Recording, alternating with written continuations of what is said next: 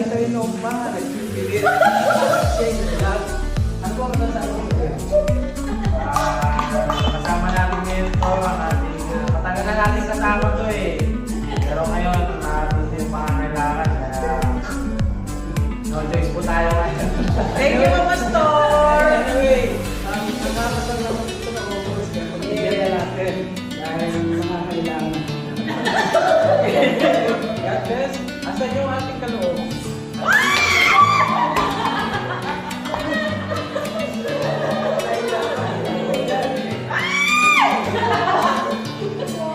Ito yung pinagkalooban natin ng bro.